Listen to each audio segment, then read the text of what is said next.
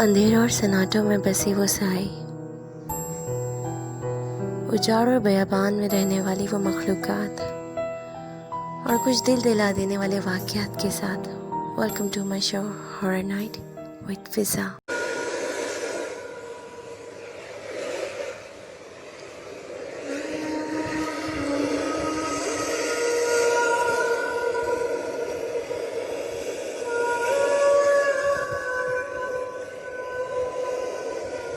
चांद की चांदनी में जब चौदहवीं का चांद अपनी चमक के साथ दरिया की लहरों को जगमगा रहा था,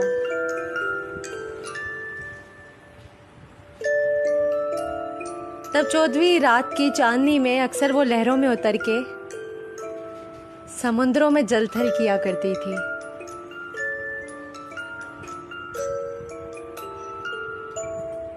न जाने पानी से, चौदहवीं रात के चांद से और इसकी चांदनी से उससे कैसा उन्स था।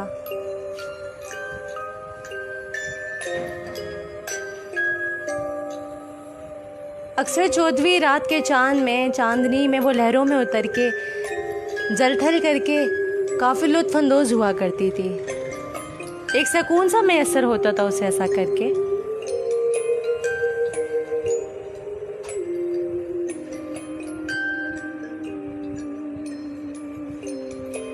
जी हाँ, पाकिस्तान के एक इलाके वादी नीलम में दरियाए नीलम के किनारे आबाद चौधरी असलम खान की बेटी की तबीयत निहायत ख़राब रहती थी।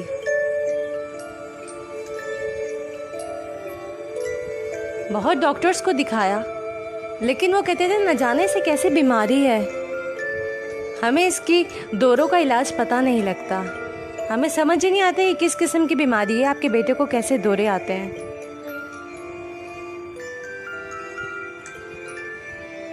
डॉक्टर आसिफ, जो कि ज़हनी अमराज और इस तरह से गैर मर्री तौर पे पढ़ने वाले दौरों के स्पेशलिस्ट थे, उनके चर्चे काफ़ी मशहूर थे, काफ़ी मकबूलियत थी उनकी कि वो कई अनजाने बीमारियों का भी इलाज कर देते हैं।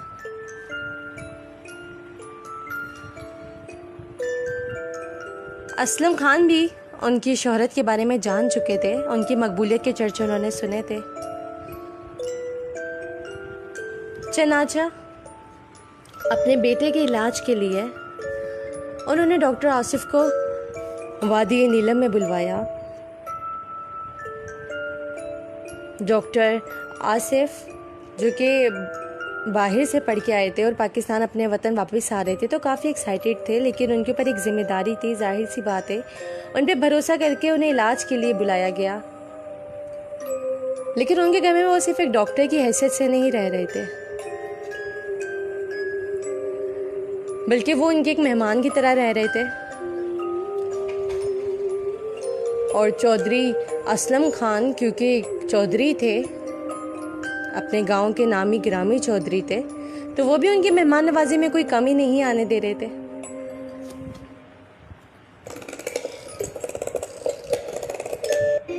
डॉक्टर आसिफ ने बताया कि उन्हें उनके बेटे के बारे में कुछ बातें मालूम करनी पड़ेंगी, ताकि उन्हें पता चल सके कि वो किस वजह से डिप्रेस होते हैं और उन्हें ये दौरे क्यों आते हैं और वो इस हालत में क्यों मुब्तला हो जाते हैं। इसके लिए ज़रूरी है कि उन्हें उसके साथ एक फ्रेंडली तरीके से टाइम गुजारना पड़ेगा, क्योंकि कुछ नहीं कहा जा सकता कि उन्हें जो बीमारी है वो उनके किसी जिस्म के आज़ू के ख़राब होने की वजह से या उनकी जहनी कैफियत है जो वो डिप्रेशन में जाने की वजह से दौरों का शिकार होते हैं, क्योंकि वो उनके घर में मेहमानों की तरह तो रह ही रहे थे। तो चौधरी असलम खान ने भी बिल्कुल कोई कमी नहीं छोड़ी। उन्होंने कहा, बिल्कुल आप दोस्तों की तरह रहें, बेशक आप मेरे बेटे के से ज़्यादा कोई बड़े तो नहीं हैं, उसके बड़े भाइयों की तरह ही होंगे, आपके और उसकी उम्र में कोई 1 या 2 साल का फ़र्क होगा, तो आप तो बेशक उसके साथ फ्रेंडली हो भी सकते हैं। हो सकता है वो कोई ऐसी बात हो दिल में जो उसकी हो, जो वो अपने बाप को ना बता पाता हो, लेकिन वो आपको एक दोस्त मान के, अपना अच्छा दोस्त, अपना साथी मान के आपको बता दे। तो हुआ भी कुछ यूँ ही। डॉक्टर आसिफ ने चौधरी असलम के बेटे, जिसका नाम मास था, मास खान से कहा कि मास, मैं काफ़ी अरसे के बाद पाकिस्तान आया हूँ और तुम्हारा इलाका तो वादी नीलम बेशक बेहद हसीन है। अकब से झांकती हुई पहाड़ियाँ, उन पे बर्फ़, उस पे पड़ती हुई सूरज की रोशनी और आंखों में चमका देने वाली रोशनियाँ, वो नज़ारे बेशक बहुत हसीन थे। माज ने भी अपने इस दोस्त को यानी कि डॉक्टर आसिफ को कहा कि हाँ बेशक मैं आपको अगले पूरे हफ्ते आपको वादी नीलम की सैर कराऊंगा। हमारे यहाँ बहुत सारे पॉइंट्स हैं, बहुत सारी जगहें हैं जो जाज़िब नज़र हैं, जहाँ दूर दूर से सयाह आते हैं और आप तो हमारे मेहमान हैं और हम यहाँ के चौधरी हैं, तो ज़रूर आपको यहाँ की सैर कराएंगे। मास खान और डॉक्टर आसिफ, इनका मामूल कुछ ऐसा हो गया था कि दोनों एक कमरे बातें किया करते थे और डॉक्टर आसिफ जानबूझ के उसे कुछ फ्रेंडली तरीके से अपनी पर्सनल बातें भी शेयर किया करते थे ताकि वो उनसे अपनी पर्सनल बातें बयान करे और वो जान सके कि उसके दिल का क्या हाल है, उसके दिमाग में ऐसा क्या चल रहा है जिसकी वजह से वो इतना डिप्रेस हो जाता है कि उसे दौरे पड़ने लग जाते हैं। इसी असना में वक्त गुजर गया और फिर वो वक्त भी आ गया जब मास खान डॉक्टर आसिफ को अपने वादी नीलम की सैर पे ले गया। उसने बेहद हसीन मनाजिर, बहुत सारे हसीन पॉइंट्स डॉक्टर आसिफ को दिखाए और फिर एट लास्ट वो एक जगह है जिसका नाम है सफ़ेद महल, जो कि वादी नीलम में दरियाए नीलम के अकब में ही वाक़ है, जो कि बेहद हसीन है। मास खान डॉक्टर आसिफ को वहाँ उस महल की सैर कराने के लिए ले गया। जब डॉक्टर आसिफ वहाँ गए, मास खान से दरियाफ्त करने लगे कि ये महल किसने तामीर करवाया था, ये किसकी मलकियत है, इतना हसीन जाज़िब नज़र महल जो कि अब सिर्फ सियाहों का मस्कन बना हुआ है, इसको तामीर कराने वाला कौन था? इसमें एक अजीब सी कशिश है, मुझे इसके बारे में मज़ीद बताओ। मास खान डॉक्टर आसिफ के काफ़ी इसरार करने पे उन्हें साथ साथ महल दिखाता जाता, साथ साथ उसके बारे में बताता जाता और उस महल में होने वाली दास्तान के बारे में उसने ज़िक्र किया जो कि मैं आपको बताने जा रही हूँ। मास खान बताता है कि कई साल पहले, एक ज़माने पहले, इवन जब इंडिया पाकिस्तान सेपरेशन भी नहीं हुआ था, उससे भी कई वक्त पहले,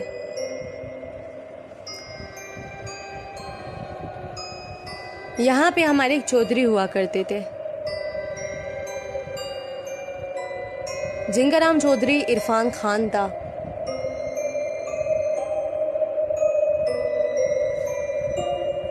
बेशुमार मलकियत और दौलत के मालिक थे वो, ज़रो जवाहिर की कोई कमी नहीं थी और वो उस दौर में यहाँ के चौधरी हुआ करते थे।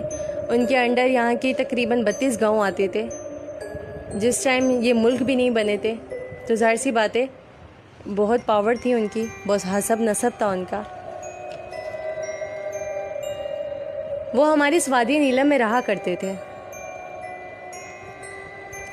चौधरी इरफान खान, जिनके ऑलरेडी 2 बेटे थे और एक बीवी थी, एक फैमिली थी उनकी।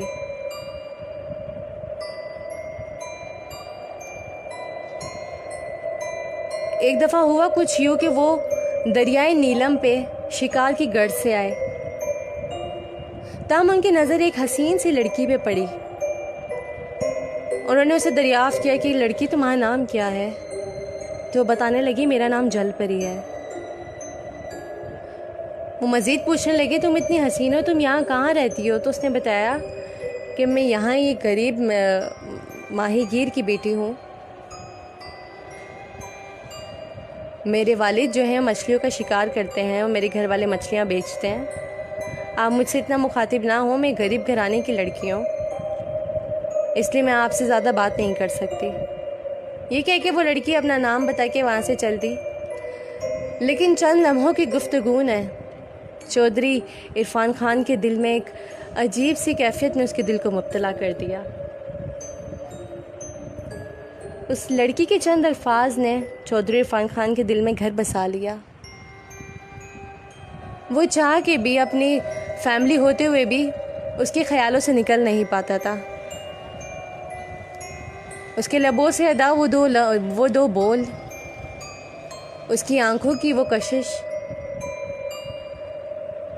चौधरी इरफान खान को वो लड़की अपने ख्यालों में गिरफ्तार कर चुकी थी। ना चाहते हुए भी चौधरी इरफान खान उस जगह वापस गया, दरियाए नीलम के इस पॉइंट पे वापस गया। वजह कि उसने देखा शायद वो लड़की उसे मिल जाए, दिख जाए, वो उससे दोबारा बात करे, उसे उसके घर वालों के बारे में पूछे। लेकिन वो लड़की नहीं मिली। उदासी के आलम में वहीं पे बैठा हुआ पत्थरों पे कुछ सोचता रहा उसके बारे में। तमाम उसने देखा दूर से एक गरीब सा खस्ता हाल सा मछेरा उसकी तरफ आ रहा है और कहने लगा, सरकार आप तो काफ़ी आला हसब नसब के मालिक रखते हैं, हमारे गरीब खाने पे आप क्या करने आए हैं? वो कहने लगे, आपका गरीब खाना क्या मतलब? उस शख्स ने कहा, मैं सामने जो झोंपड़ी है वहाँ पे रहता हूँ और मैं काफ़ी देर से देख रहा हूँ आप किसी का इंतज़ार कर रहे हैं, हो सकता है मैं आपकी कोई मदद कर सकूं। ऐसी जगह पे आप जैसे हसब नसब वाला शख्स का बैठना तो बिल्कुल भी मुझे ठीक नहीं लगता। क्यों ना आप मेरी झोंपड़ी में तशरीफ़ ले जाएं और आप वहाँ बैठ जाएं, हो सकता है जिसका आप इंतज़ार कर रहे हो वो उधर ही आ जाए। ये बात सुन के चौधरी इरफान खान एक्सक्यूज़ करने लगा, कहने लगा, नहीं नहीं, मैं बस किसी का इंतज़ार कर रहा था लेकिन वो मुझे दिखा नहीं, इस वजह से मैं अब जाता हूँ अपने रास्ते। वो कहने लगा, आप कहाँ से आए? उन्होंने कहा, मैं यहाँ का चौधरी हूँ, वो फलां महल में मैं रहता हूँ। इस वजह से जब उनको पता चला माहीगीर को, उस मछेरे को, तो उन्होंने कहा, नहीं अब तो आप हमारे गरीब खाने से खाली नहीं जाएंगे। बेशक आप पानी पी के जाए, लेकिन आप जब यहाँ आए हैं कदम अपने बढ़ा के लाएँ तो अपने बाबरकत कदम हमारी झोंपड़ी में भी लेके चलें, हो सकता है जिसका आप इंतज़ार कर रहे हैं वो वहाँ आपको मिल जाए। उस गरीब मछेरे के बहुत ज़्यादा इसरार पे चौधरी इरफान खान उसकी झोंपड़ी में गए। खस्ता हाल सी टूटी हुई बोसीदा सी झोंपड़ी थी जिसमें जाना भी उसे काफ़ी नागवार सा लग रहा था। एक नागवार सी बोसीदगी सी वहाँ पे फैली हुई थी। लेकिन जैसे ही चौधरी इरफान खान उस झोंपड़ी में दाखिल हुआ, उसने देखा कि सामने तख्त पे लेटी हुई एक हसीन जाज़िब नज़र फटे हुए लबादे में वही हसीन लड़की जिसने उसे अपना नाम जलपरी बताया था, वो सो रही है। उसे देखते ही जैसे मनो ज़मीन तले चौधरी इरफान खान के पांव दब गए हों। वो चाह के भी वहाँ से हिल नहीं पाया। उस जगह की बोसीदगी, उस जगह की गंदगी, उसे वो कुछ नहीं दिख रहा था। उसे तो बस वो दिलकश हसीना नज़र आ रही थी जो उसके ख्यालों में अपना घर बसा चुकी थी, जिसके ख्यालों में वो बस चुका था, जिसके तसव्वुर से वो निकलना ही नहीं चाहता था। जब उसे अपनी नज़रों के सामने पाया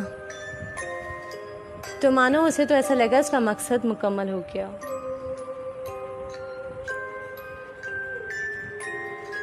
वो उस गरीब माहीगीर मछेरे से कहने लगा, ये लड़की कौन है? उसने कहा, जी ये मेरी बेटी है। उसने कहा, मैं इसी की तलाश में यहाँ आया हूँ।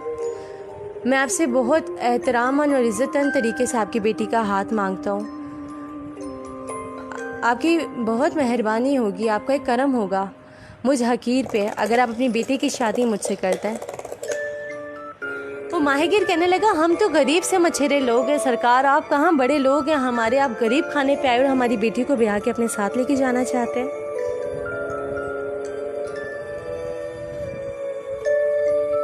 नवाब इरफान खान जिसे कुछ ना सूझे उसके आगे, वो कि नहीं, आप यकीन करें मैं भी एक हकीर खुदा का बंदा मिट्टी से बना शख्स हूँ। आपकी बेटी ने मेरे दिल में घर कर लिया है, मैं इसके तसव्वुर से नहीं निकल सकता। आप जो चाहें इसकी ओर जो तलब करें मैं आपको दूंगा, लेकिन मैं आपकी बेटी को इज्जत से अपनाना चाहता हूँ, मैं इसे अपनी बीवी बनाना चाहता हूँ। ये तमाम स्टोरी जो कि मास खान डॉक्टर आसिफ को बता रहा था और डॉक्टर आसिफ की दिलचस्पी बढ़ती जा रही थी जैसे आप लोगों की बढ़ रही है, और वो मज़ीद सवाल करने लगा, हाँ और बताओ आगे क्या हुआ? मास खान ने मज़ीद बताया कि नवाब इरफान खान ने बाकायदा उससे शादी की और शादी करने के बाद उसे बेहद खुश रखा। बहुत हसीन ज़िंदगी थी। जलपरी भी उसके साथ बेहद खुश रहती थी, लेकिन नवाब इरफान खान की कुछ हालत ऐसी हो गई कि वो अपनी पहली बीवी के पास या अपने बेटों के पास अपने पुराने महल में नहीं जाता था। बेशक उनके पास ज़रूर जवाहिर दौलत का ख़जाना था, किसी किस्म की कमी नहीं थी, लेकिन उन्होंने महसूस करना शुरू कर दिया कि हमारा बाप हमें वक्त नहीं देता। कशीदगियाँ बढ़ती गई, इतनी बढ़ती गई कि बाप बेटा एक दूसरे का चेहरा ही नहीं देखना चाहते थे, और नवाब इरफान खान को इस बात से कोई गर्ज ही नहीं थी। उसके लिए तो उसकी दुनिया, उसकी कायनात, सब कुछ वो जलपरी थी। हाँ, वही लड़की जिसका नाम जलपरी था, जो उसे दरियाए नीलम पे मिली। जलपरी वो बहुत अच्छी ज़िंदगी गुजार रहे थे। जलपरी चाहती थी कि वो दरियाए नीलम को कभी ना छोड़े, तो अपनी बीवी की खुशी के लिए, अपनी बीवी के निहायत इसरार पे नवाब इरफान खान ने एक महल की तामीर करवाई, जो कि अभी भी दरियाए नीलम पे, वादी नीलम में मौजूद है, जिसका नाम सफ़ेद महल है। सफ़ेद महल निहायत ही हसीन है। उसको कुछ इस तरह से बनाया गया कि उसका सदर दरवाज़ा तो सामने की तरफ खुलता था, लेकिन जो महल की पिछली सीढ़ियाँ थी वो दरियाए नीलम में बाकायदा उतरती थी। पिछले दरवाजे से जो भी जाता था, जब वो सीढ़ियाँ उतर के नीचे जाता था, तो सिर्फ दरियाए नीलम था।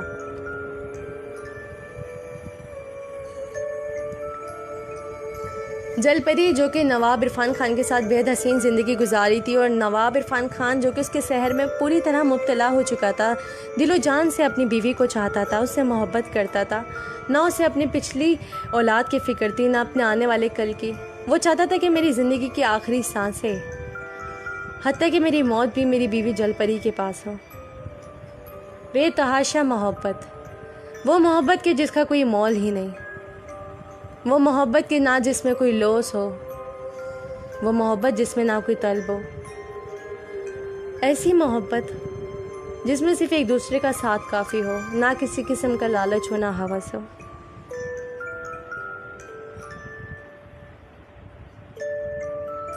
जलपरी, जो कि उसे अपना मनोधन दे चुकी थी, एक हसीन ज़िंदगी साथ गुजार रहे थे। और अक्सर 14वीं रात को जब चांद अपने तुलू पे होता था, चांद की चांदनी लहरों पे पड़ रही होती थी, एक जगमगाहट सी होती थी, हज़ारों सितारे रक्सा होते थे, चांदनी कुछ चमक रही होती थी। उन रातों को अक्सर जलपरी महल की पिछली सीढ़ियाँ, जो कि दरिया नीलम में उतरती थी, वहाँ लहरों में उतरा करती थी और अपनी सहेलियों को बुलाया करती थी। नवाब इरफान खान, जो उसे दूर से देख के मुस्कुराता रहता था और सोचता रहता था मेरी बीवी कितनी अच्छी तैराकी करती है। उसे मानो इस दुनिया में किसी चीज़ से कोई लॉस ही नहीं था सिवाय अपनी बीवी के।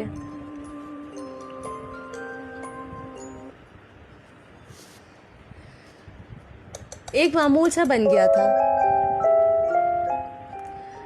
कि चांद की चांदनी रातों में जलपरी और उसकी सहेलियाँ आ जाया करती थी। कुछ दिल मरगूब ग़िज़ाएं खाने के बाद, एक दावत के आलम के बाद, वो दरिया नीलम के लहरों में उतरा करती थी, नहाती थी, हंसती थी, खेलती थी।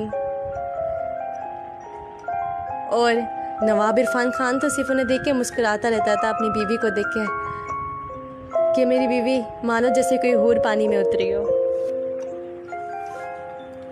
ये ज़िंदगी यूं ही गुजर रही थी। चनाचा एक अजीब सी बात थी, जलपरी ने एक अजीब सा असूल बनाया हुआ था। वो कहती थी कि मैं समुद्री जानवरों से बेतहाशा मोहब्बत करती हूँ, इन मछलियों से मुझे बेतहाशा मोहब्बत है। तो वो अक्सर नवाब इरफान खान को मना करती थी कि हमने मछली का शिकार नहीं करना, हम अपने महल में मछली नहीं बनाएंगे। नवाब इरफान खान, जो कि उसकी मोहब्बत में दीवाना था, वो उसकी हर बात मानने पे तैयार था। लेकिन करना कुछ यूँ हुआ कि बैरून मुल्क से नवाब इरफान खान के एक दोस्त उनके महल तशरीफ़ लाए और उनके काफ़ी इसरार पे, उनकी काफ़ी ख्वाहिश जाहिर करने पे घर में उन्होंने एक इस तरह का प्लान बनाया कि हम डिनर में जो है एक फ़िश का बारबेक्यू करेंगे, मछलियों का बारबेक्यू करेंगे, बाकायदा दरियाई नीलम से शिकार करेंगे, फ़िशिंग करेंगे, बारबेक्यू करेंगे। जिस पे जलपरी काफ़ी नाराज़ सी थी। ताहम उनका दोस्त क्योंकि काफ़ी दूर से आया था और वो काफ़ी इसरार कर रहा था, तो वो कुछ कर नहीं पाए, उसे मना नहीं कर पाए। हत्या कि उन्होंने उसे कहा भी कि मैं आपके इस अमल में आपके साथ शामिल नहीं हो सकता, लेकिन वो दोस्त जो बाहर से आया था वो कहने लगा, अरे छोड़ो तुम, मैं खुद शिकार करके बनाऊंगा और तुम लोगों को खिलाऊंगा। अलबत्ता अपनी मनमानी की उस मेहमान ने और कुछ मछलियों का शिकार किया। पहले वो तड़पती रहीं, फिर वो तड़प के मर गईं और उन्हें अपने दस्तरखान की जीनत बना लिया गया।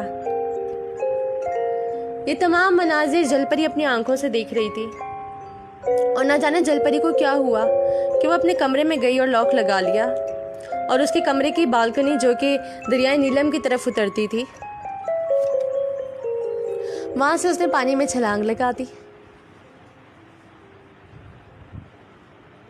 नवाब इरफान खान समझे कि हस्बे रिवायत जलपरी का शायद दिल कह रहा है तो वो तैराकी करने चली गई है, लेकिन हुआ कुछ उसके बाद जलपरी कभी वापस लौट के नहीं आई। नवाब खान जो कि उसकी उल्फत में अपना दिल हार चुका था, मारा मारा फिरता था, कहीं तलाश कराता था अपनी बीवी, कहीं माहिर उसने तैराकों को बुलाया कि कहीं से मेरी बीवी का कोई सुराग मिल जाए, लेकिन वो वापस उसको उसकी बीवी नहीं मिली।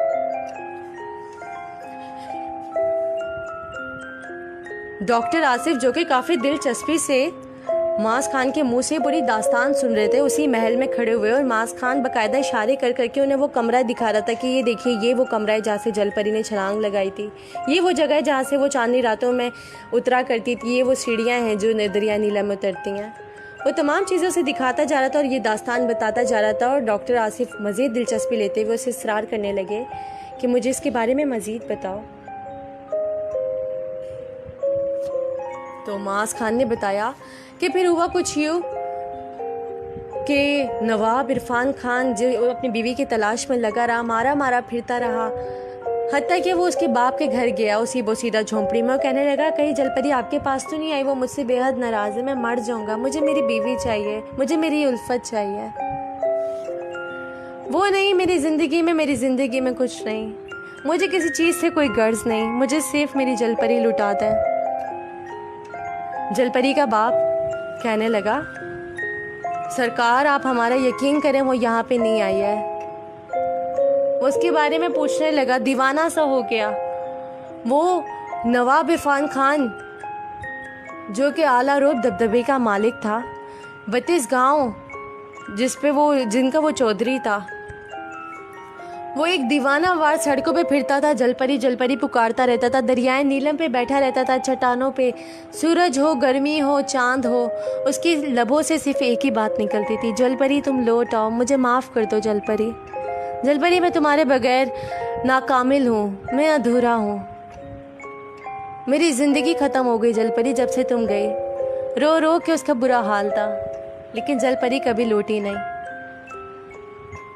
जलपरी के बाप ने बहुत समझाने की कोशिश की, हत्या कि उसके बेटे नवाब इरफान खान के बेटे तक आया अपने बाप को वापस लेने कि अब्बू आप अपनी हालत तो देखें क्या हो गई है, चलें वापस महल में चलते हैं, आपकी बीवी चली गई, छोड़ गई, आप हमारे साथ वापस आए, आप हमारे वालिद हैं।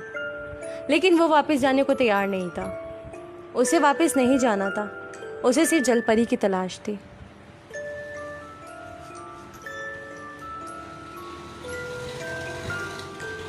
हत्या कि नवाब इरफान खान के बेटे जो कि जलपरी से सख्त नफरत करते थे, वो उसके बाप की बोसीदा झोंपड़ी में गए और पूछने लगे, बताओ तुम क्या चाहते हो, कितनी दौलत चाहते हो, तुमने हमारे बाप को पागल कर दिया है, उसे दीवाना कर दिया, बताओ तुमने अपनी बेटी कहाँ छुपाई हुई है, तुम्हारी वो कोई बेटी जादूगरनी तो नहीं। अजीब अजीब इल्ज़ाम उस पर लगाने लगे,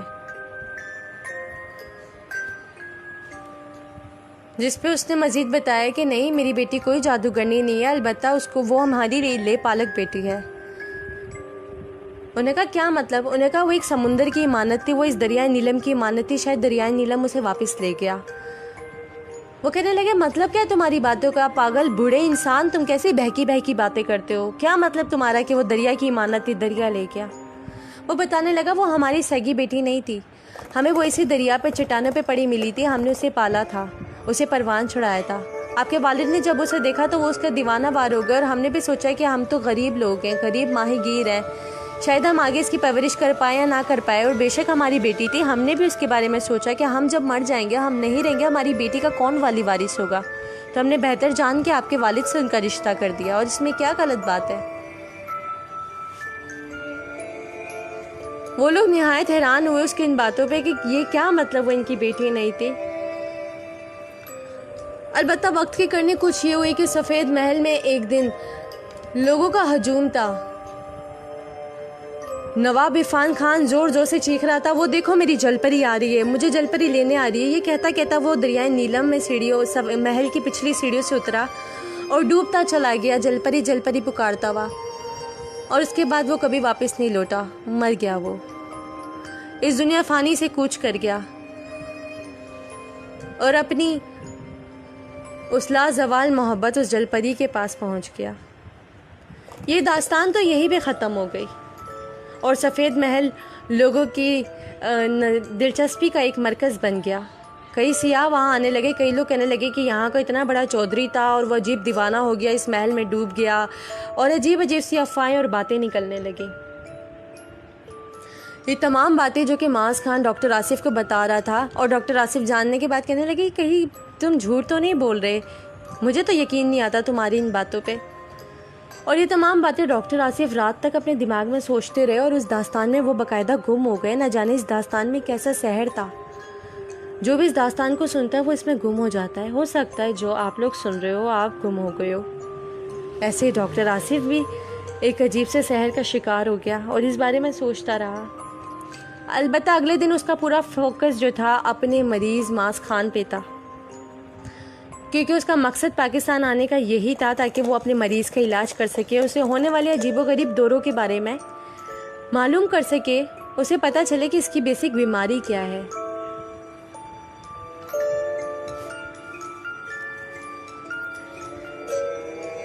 इसी असना में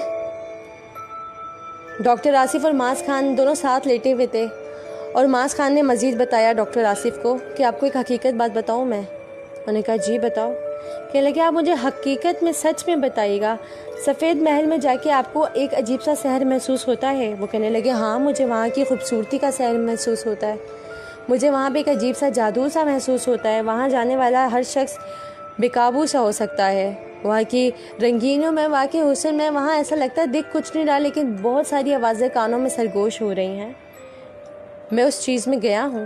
मैंने कहा ऐसे ही एक दफ़ा कुछ अरसे पहले पिछले साल मैं भी अपने कुछ दोस्तों के साथ सफ़ेद महल गया था। आप मेरी बात का यकीन नहीं करेंगे लेकिन आप मेरे बहुत अच्छे दोस्त हैं। मेरे वालिद ने कभी मेरी बात का यकीन नहीं किया लेकिन मैं जानता हूँ आप मेरी बात को मान लेंगे। आपको पता है मैं भी उस सफ़ेद महल गया।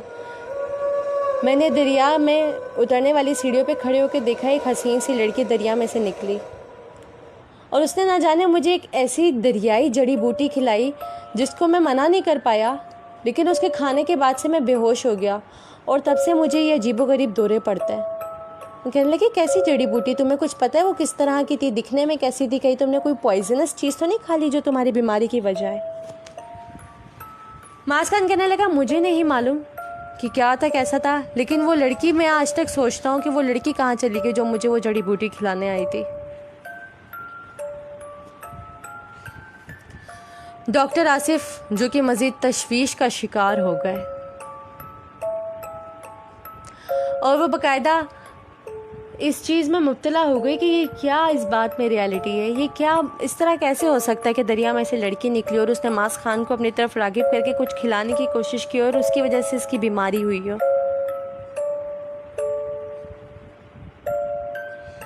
न जाने ऐसा क्या हुआ। इस हकीकत के बारे में मज़ीद जानने के लिए डॉक्टर आसिफ अगले दिन खुद अपने तौर पे सफ़ेद महल गए। सफ़ेद महल जाके उन्होंने देखा तो वहाँ से एक लड़की दौड़ती हुई आई और आके कहने लगी डॉक्टर साहब जल्दी आइए, हम आपकी राह देख रहे थे, आपका रास्ता तक रहे थे। वो कहने लगे क्या मतलब? वो कहने लगे आप जल्दी आए, अंदर हमारी मालकन साहिबा बेहोश पड़ी है, उनकी तबीयत नहायत ख़राब है, नवाब इरफान खान आपका इंतज़ार कर रहे हैं। डॉक्टर आसिफ खान तो अजीब से सोचों में चले गए कि चल क्या रहा है। नवाब इरफान खान तो वो शख्स है जिसके बारे में मैंने ये दास्तान सुनी, वह मेरा इंतज़ार क्यों अंदर कर रहा है? वो लड़की डॉक्टर आसिफ को अंदर महल में ले गई और जब वो महल में गए तो एक ज़ईफ़ सा शख्स उनके पास आया जो कहने लगा कि मैं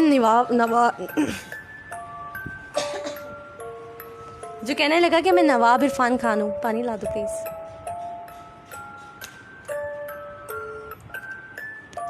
मैंने कहा मतलब क्या मतलब आप नवाब इरफान खान हैं? उन्होंने कहा जी हाँ नवाब इरफान खान हो। डॉक्टर साहब प्लीज़ मेरी बेगम जलपरी को देखिएगा, वो बहुत बुरी कैफियत में पड़ी हैं, वो दरिया में डूब गई थी, आप आके उन्हें चेक करें, आप एक मान लीजिए, मुझे पता है आप उनका इलाज कर सकते हैं।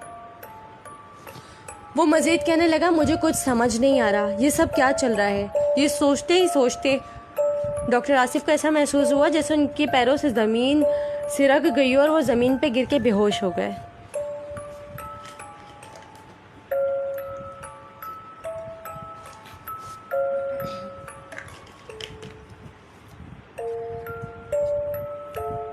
बहरहाल जब उन्हें होश आया तो उन्होंने देखा कि सफ़ेद महल जो कि एक अजीब सी कशिश का शिकार था, वो सफ़ेद महल में वो नज़ारे ही नहीं है, मंज़र बदल चुका है। सफ़ेद महल अब उजड़ा हुआ नहीं है बल्कि बहुत जगमगा रहा है और एक शाही तख्त पे डॉक्टर आसिफ लेटे हुए हैं और एक बहुत ही ज़्यादा कीमती सा उन्होंने लिहाफ उड़ा हुआ है और उन्होंने अपनी नज़रें खोली, आंखें खोली तो देखा सामने से एक जवान सा हसीन नौजवान चल के उनके सामने आता है और वो कहने लगता है आपका बहुत शुक्रिया डॉक्टर आसिफ। डॉक्टर आसिफ कहते हैं किस बात का शुक्रिया? कहते हैं आप ना होते तो पता नहीं मेरी जोजा के साथ क्या होता, आपने मेरी जलपरी को बचाया, आज रात आप हमारे दस्तरखान के मेहमान हैं।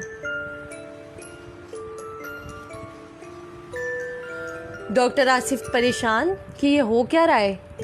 पहले तो ये शख्स अपने आप को नवाब इरफान खान बताता है जो कि हज़ारों साल पहले मर गया है। फिर ये शख्स कहता है कि मैंने इसकी बीवी को सही कर दिया, जबकि मैंने तो ऐसा कुछ किया ही नहीं, बल्कि उल्टा यहाँ पे आके तो मैं खुद बेहोश हो गया। फिर उसके बाद ये मंज़र कैसे बदल गया, ये महल ऐसे क्यों हो गया जैसे मैं कई साल पहले इसकी खस्ता हालत में नहीं बल्कि इसकी हकीकी हालत में लौट आया हूँ। अभी हालात का जायज़ा लगाते हुए कमरे से डॉक्टर आसिफ नवाब इरफान खान का पीछा करते करते बाहर आए तो उन्होंने देखा कि एक बेतहाशा हसीन, बेतहाशा जाज़िब नज़र, बेतहाशा पुरकशिश हसीना सामने डाइनिंग टेबल पे बैठी हुई है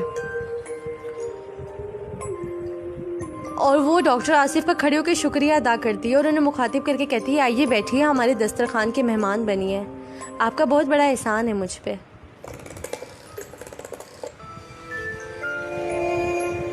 जैसे ही वो लड़की डॉक्टर आसिफ से मुखातिब होती है, डॉक्टर आसिफ उसकी बात पे इनकार ही नहीं कर पाता और वो उसकी सहर में डूब जाता है और उसके कहने पे उनके साथ डाइनिंग टेबल पे बैठ जाता है। वो लड़की एक अजीब सी जड़ी बूटी प्लेट में डाल के डॉक्टर आसिफ को पेश करती है और कहती है कि ये आप खाइए, ये हमारी सौगात है। जैसे उस जड़ी बूटी को डॉक्टर आसिफ देखता है, देखने के बाद डॉक्टर आसिफ इनकार कर देता है, कहता है ये क्या मतलब, ये वही जड़ी बूटी है ना जो तुमने मास खान को दी थी जिसकी वजह से वो इस बीमारी का शिकार हुआ है जो अजीबोगरीब दौरे से आते हैं, जिसके इलाज के लिए पाकिस्तान में आया हूँ। वो कहते हैं नहीं आप हमारा भरोसा कीजिए, ऐसा नहीं है।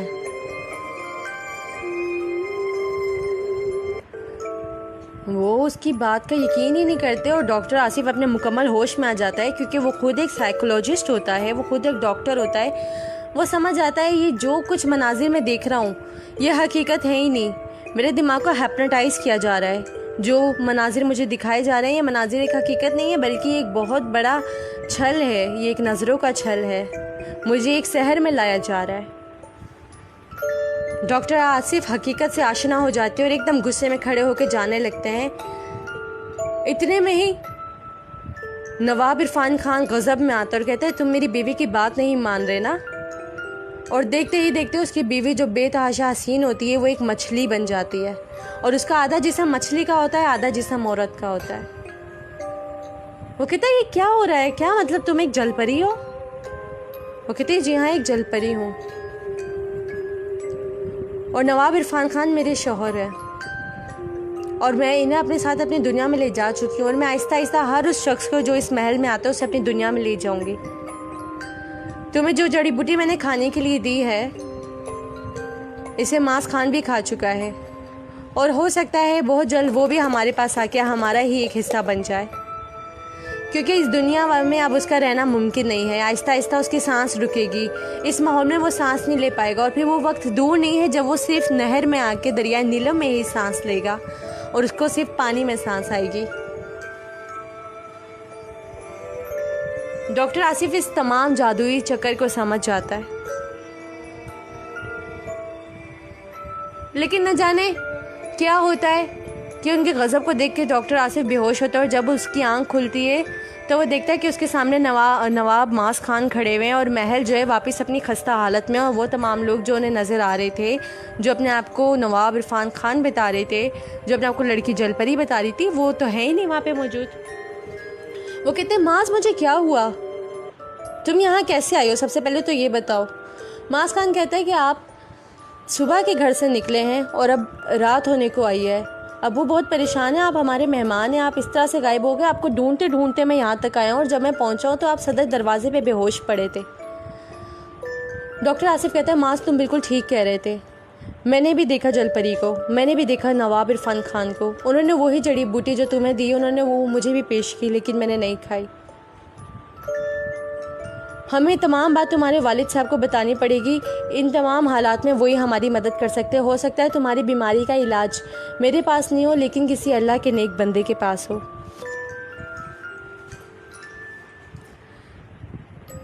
वो दोनों चौधरी असलम खान के पास जाते हैं और वो बताते हैं कि ये तमाम हकीकत जो आपके बेटे ने आपको कई अरसे पहले बताई ये हकीकत थी, काश आप इसका यकीन पहले कर लेते तो इसकी बीमारी इस हद तक ना बिगड़ती।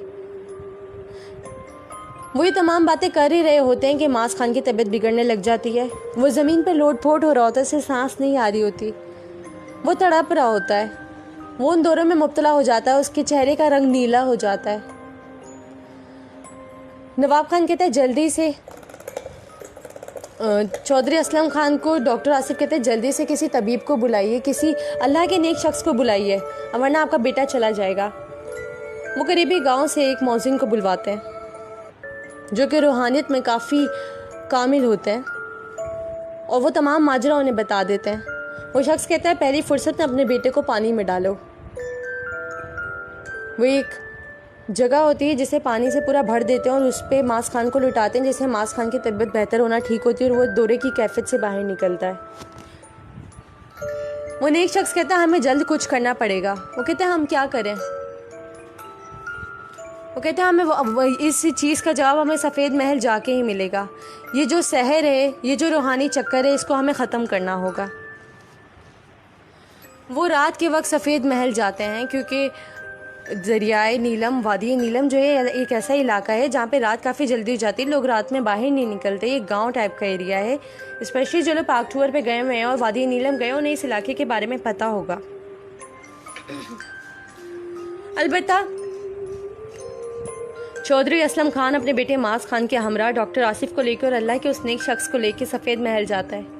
वो वहाँ जाके अमल करते हैं और अमल करने के बाद उन्हें नवाब इरफान खान और जलपरी की रूहें नज़र आने लगती हैं।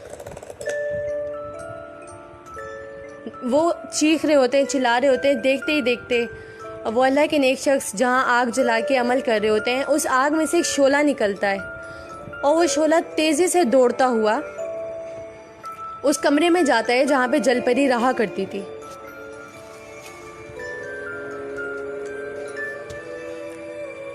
जैसे ही वो आग का शोला उस कमरे में जाता है जहाँ जलपरी रहा करती थी, जहाँ से उसने छलांग लगा के दरिया में अपने शौहर को छोड़ के गई थी,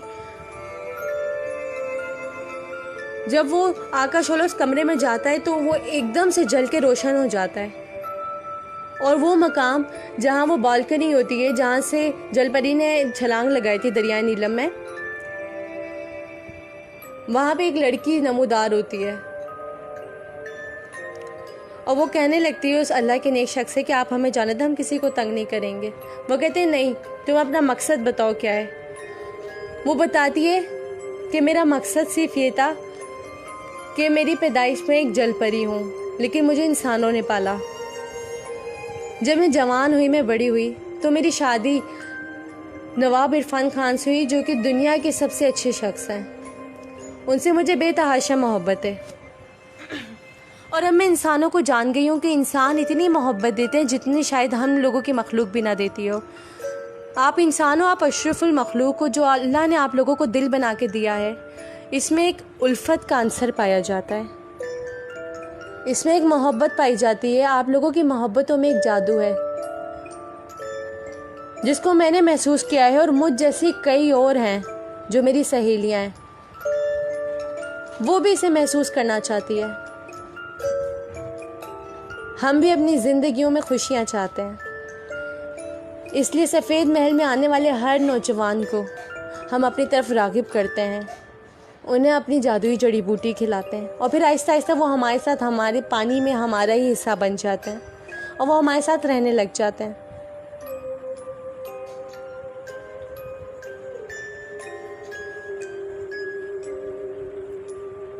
अल्लाह का वो नेक शख्स कहता है, नहीं, ये मखलूक तुम्हारे लिए नहीं बनी। अल्लाह ने बेशक बेशुमार मखलूक़ात बनाई हैं, और हर मखलूक का अपना एक जोड़ा बनाया है।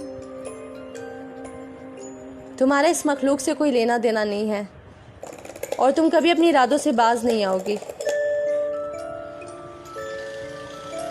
ये देखते ही देखते जलपरी की चेहरे के आसार बदलने लगते हैं। वो गुस्से में आती है, गज़ब में आती है, उसका शौहर भी गुस्से में आता है, और जैसे वो आगे बढ़ के उन पर हमलावर होते हैं, तो वो आग का शोला जो कि उस आग के लिपटों में से निकला था, वो उन्हें जला के भस्म कर देता, और देखते ही देखते पूरा सफ़ेद महल जलने लग जाता है। गांव के तमाम लोग वहाँ खड़े होकर माजरा देख रहे होते हैं, और किसी को इस बात का नहीं पता होता, किसी को इस बात का इल्म नहीं होता कि आग कैसे लगी, यहाँ पे क्या हुआ है। वो सफ़ेद महल दरियाए नीलम के किनारे अभी भी वाक़ई है, जो कि एक खस्ता जली हुई हालत में है। और मैं उम्मीद करती हूँ आप तमाम लोग उस महल को जाके देखें, उसकी खस्ता हाली को देखें, जहाँ अक्सर नवाब इरफान खान अपनी मोहब्बत, अपनी उल्फत जलपरी के साथ ज़िंदगी बसर किया करते थे। दो मखलूक़ात का एक रूहानी ताल्लुक़ बन गया था, दो ज़िंदगी एक दूसरे से वाबस्ता हो गई थी, लेकिन इसका नतीजा कुछ अच्छा नहीं था, और देखते ही देखते वो पूरा महल जल गया।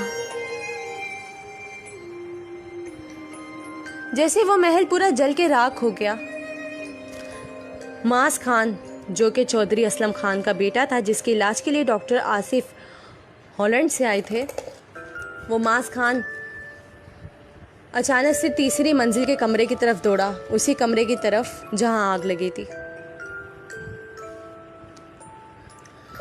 और वहाँ जाके उसने देखा कि ज़मीन पे एक मछली पड़ी हुई है, जो कि उस आग में जल के पक चुकी है, और उसे क्या सूझी कि उसका अपने हाथों पे एक कंट्रोल ही नहीं रहा, उसने उसे खा लिया, और उसे खाने के बाद उसे एक उल्टी सी आई, और उस उल्टी के बाद वो जड़ी बूटी जो उसके पेट में मौजूद थी, जो कि उसे उन रूहों ने खिलाई थी, वो उल्टी में बाहर निकल गई, और उसके बाद उसकी तबीयत बेहतर हो गई, और उसके बाद कभी उसे ज़िंदगी में दौरे नहीं पड़े।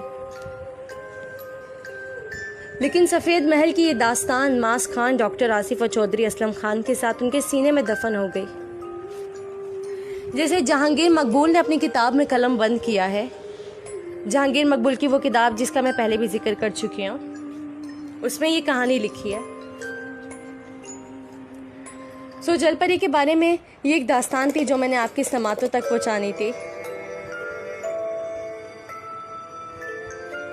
वो तमाम लोग जो मुझे सुन रहे हैं, आपकी समातों का बेहद शुक्रिया। रात का वो वक्त आ गया, वो पहर आ गया जब मैं फ़िज़ा, हॉरर नाइट विद फ़िज़ा में आपके रूबरू होती हूँ। कुछ कहानियाँ, कुछ दास्तानें आपकी समातों में सरगोश करती हूँ। और आज वीकेंड नाइट स्पेशल, इसलिए मेरा शो थोड़ा एक्सपेंड होगा, लंबा होगा। इस वजह से ये मैंने दास्तान आपको सुनाई, बिकॉज कंटेंट तो आप तक पहुँचाना है ना, हकाइक तो आपको बताने हैं, ये मेरी जिम्मेदारी है। ज़रा दिलों को थाम ले, क्योंकि आज हमारी मुलाकात थोड़ी लंबी है। जलपरी क्या ये वाकई में एग्जिस्ट करती है, इसके बारे में कुछ हकाइक आप तक पहुँचाने हैं, मिथ के थ्रू भी, कुछ इस्लामिक एस्पेक्ट्स के थ्रू भी, कि क्या इसका वजूद वाकई में होता भी है या फिर ये सिर्फ दास्तानों में ही पाई जाती है।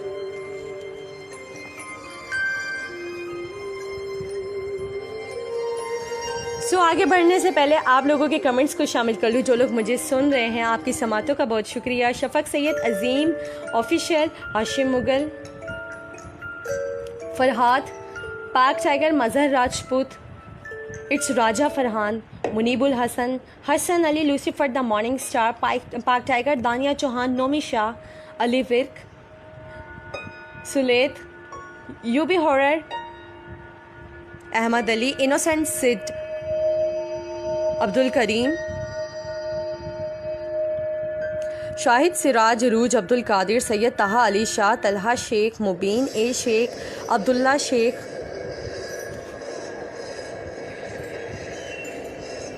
बासित शुएब, काजी तूबा, अमन खान, काफ़ी लोग जो भी मुझे सुन रहे हैं, जिनके नाम में शामिल नहीं कर चुकी, फेज़ बरोही, आप सबकी समातों का बहुत शुक्रिया।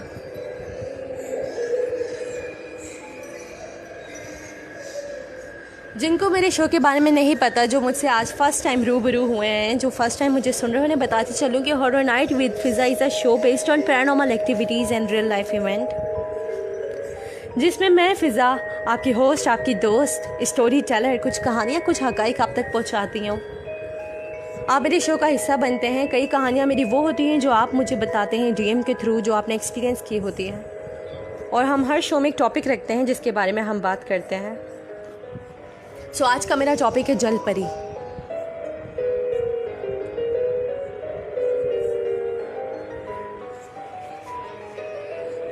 जल परी के बारे में आपको जो दास्तान बताई, बेशक ये हॉरर ना हो, बट इट इज़ मिस्टीरियस, और मैं हक़ाइक़ के ऊपर बात करती हूँ। ज़रूरी नहीं कि मैं हर वक्त अपने दांतों से खून निकाल के या अपना गला काट के आपको डराऊँ। हमने हकीकत पे बात करनी है। तो Ahmed Ali, I am so sorry bro अगर आज आपको हॉरर नहीं लग रहा, बट मुझे बात तो हक़ाइक़ पे करनी है ना। So dude stay tune if you like the show, क्योंकि मैं थोड़ी जल परी के बारे में, जल परी की मिथ के बारे में बात करने वाली हूँ। अलीवर कहते हैं जल परी मरमेड को कहते हैं अलीवर, मेरे दोस्त, मरमेड यानी कि जल परी के बारे में बताती हूँ। ये होती क्या है बेसिकली, इसका आधा जिस्म औरत का होता है, आधा जिस्म मछली का होता है, जो कि हमें मिथ के अंदर पता चला है। बहुत सारी मैथोलॉजीज़ के अंदर हमें पता लगा है कि जल परी दिखने में इस तरह की होती है, फिज़िकल अपीयरेंस इस तरह की होती है।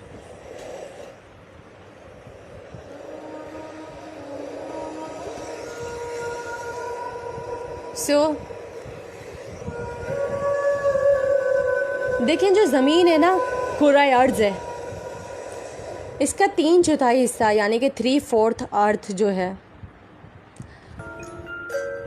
ये समुंदर में है, पानी में है। 70% ज़मीन हमारी जो है वो पानी में है, 30% वो खुश्की है जिस पे हम रहते हैं, अपनी ज़िंदगी बसर करते हैं।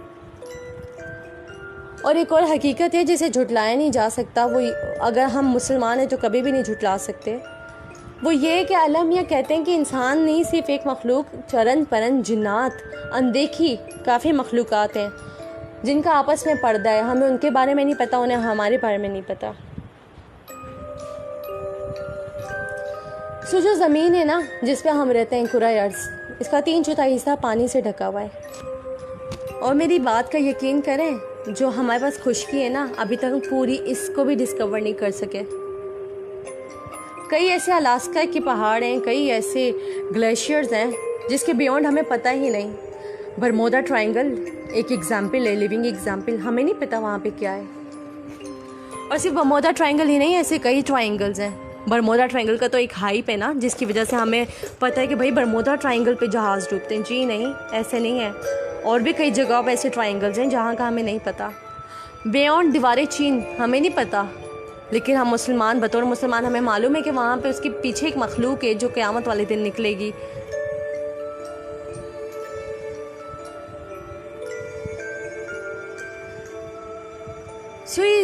जो ज़मीन जिस खुश्की पे हम रहते हैं, जिस पे हमारा एक्सिस है, अभी हम उसके बारे में पूरा नहीं मालूम कर सके। हम समझते तो अपने आप को बड़ा कुछ हैं कि चांद पे पहुंच गया आज का इंसान। तो कुरान पाक में अल्लाह कहता है कि तुमसे ज़्यादा कामयाब कौमों को मैं तबाह कर चुका हूँ। वो कौमें जो इशारे से बता दिया करती थी कि जिब्राइल कहाँ पर है। अभी तो हम शायद उस मंजिल तक पहुँचे भी नहीं कि हम किसी चीज़ पे 100% श्योर हो जाएं। तो मेरा जो टॉपिक है वो है मरमेड यानी कि जल परी। इज़ इट अ मिथ और अ रियल क्रिएचर? इसकी अपीयरेंस जो कि बताई जाती है वो कुछ यूँ है कि आधी लड़की होती है, आधी मछली होती है। बचपन से हमने इसके बारे में कई मूवीज़ देखी हैं, कई कार्टून्स देखे हैं, कई नॉवेल्स पढ़े हैं। बचपन हमारा लिटिल मरमेड देखते हुए गुजर गया। एरियल के बचपन में हम शुदाई होते थे, पागलों की तरह देखा करते थे बचपन में कि एरियल को प्रिंस मिल गया, मैजिक स्पेल हो गया, एरियल इंसान बन गई, प्रिंस से शादी हो गई, उनकी बेटी मेलोडी हो गई।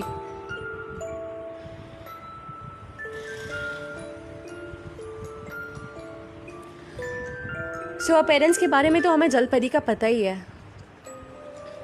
लेकिन जल परी का जिक्र माइथोलॉजी में आया है, ग्रीक माइथोलॉजी में आया है, बेबीलोनियन पीरियड में आया है। जैसे कि एक गॉडेस ऑफ ब्यूटी है जिसका नाम वीनस है, कहा जाता है कि वो समुंदर से निकली सीपी में से पैदा हुई, तो कहा जाता है कि वो भी जल परी है। लेकिन प्रैक्टिकल लाइफ में माइथोलॉजी से हटके हमारी जल परी पे क्या रिसर्च है? Discovery channel, BBC channel, animal planet, इन सब ने रिसर्च की हुई है और काफ़ी ऐसे शोज़ हैं, आर्टिकल्स हैं।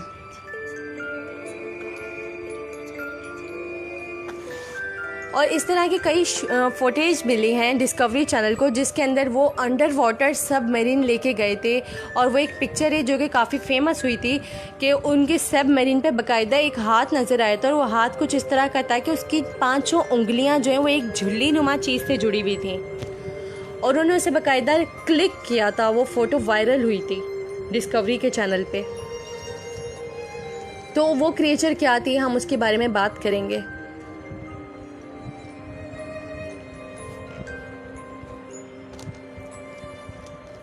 फोल्कलोर जो होती हैं बेसिकली मिथ होती हैं, लेजेंड्स होते हैं, दास्तानें होती हैं। उनमें कहा जाता है कि वो शख्स जो पानी में डूब के मरा हो, किसी दरिया में, किसी समुद्र में डूब के मरा हो, मरने के बाद जो उसकी रूहें हैं वो वहीं पे रह जाती हैं, और वो इस तरह आधा जिस्म अपना मछली को और इस तरह की शक्लों में रहती हैं। ये एक फोल्कलोर मिथ है।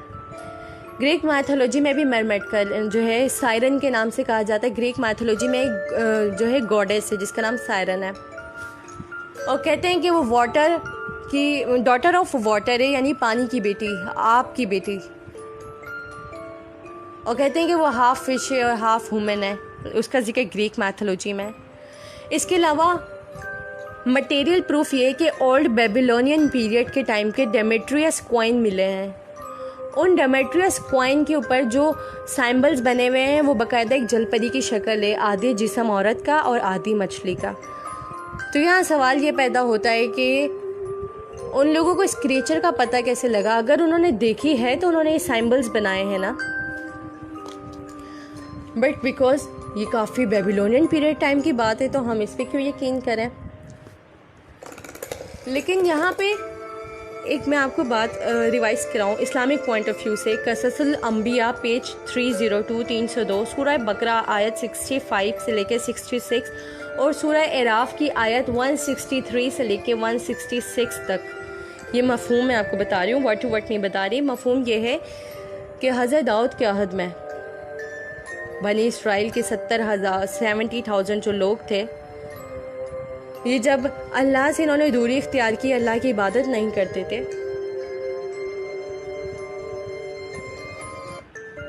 फैसल अहमद बलोच आपका नाम ले लिया मैंने। तो हज़रत दाऊद के अहद में ये लोग जब अल्लाह की इबादत नहीं करते तो अल्लाह मियाँ ने इन्हें तौरात में आयत नाजिल करके कहा कि सबत का दिन यानी कि हफ्ते का दिन, उस दिन आप लोगों ने शिकार नहीं करना, उस दिन आप लोगों ने कोई काम नहीं करना बल्कि अपने खुदा की इबादत करनी है। तो सबत के दिन इन्हें शिकार करने से मना कर दिया गया था। लेकिन उन 70,000 लोगों में अच्छे और बुरे लोग थे, डिवाइडेड हो गए। उन लोगों में से आधे लोगों ने तो कहा कि अगर हम इतवार से लेकर जुम्मे तक शिकार करते हैं तो उस हिसाब से मछलियाँ नहीं आती। असल में बेसिकली जब उन्हें मछलियों का शिकार करने से सबत के दिन मना किया गया ना, तो उस दिन अल्लाह मियाँ के हुक्म ये था कि मछलियों को कि उस दिन मछलियाँ दरियाओं के किनारे आ सकती हैं, खेल कूद सकती हैं, उनका कोई शिकार नहीं करेगा और बकाया दिन उनका शिकार होगा। लेकिन जो वो 70,000 लोग थे उनमें से कई लोग लालची हो गए और शैतान के बहकावे में आए और शैतान ने उन्हें उकसाया और उकसा के ये कहा कि तुम लोग एक काम करो, हफ्ते को जाला लगा दिया करो और नहरें बना के एक तालाब सा बना दिया करो। जब हफ्ते को मछलियाँ यहाँ आएंगी और वो जाल में फंस जाएंगी तो तुम उसे इतवार के दिन ले जाया करना, यो हफ्ते के दिन की मवद्दत भी रह जाएगी और तुम्हें मछलियों का शिकार भी बहुत सारा मिल जाया करेगा।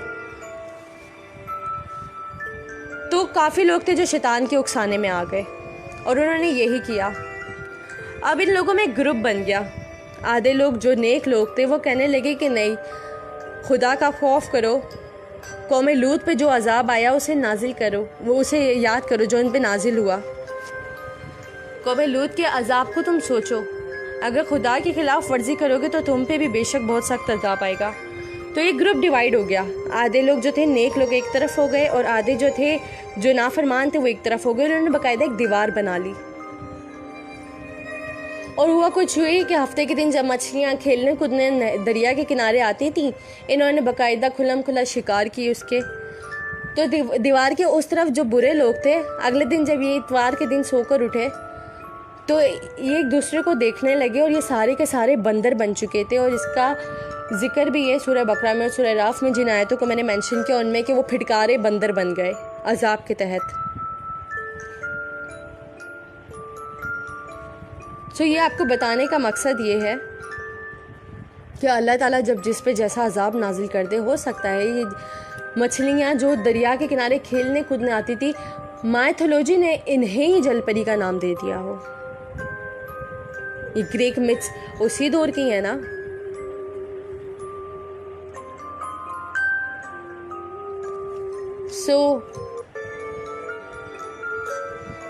यह हो सकता है अल्लाह के किसी पैगंबर को गज़ब आया हो और उन्होंने इन इंसानों को इस तरह का कर दिया हो कि पानी से बाहर ना निकल पाते हैं।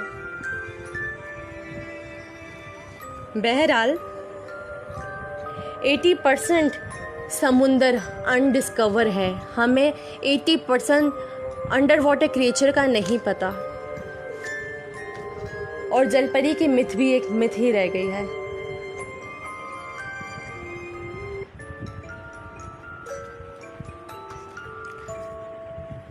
एक शो था जिसका नाम था मेरमेड द बॉडी फाउंड।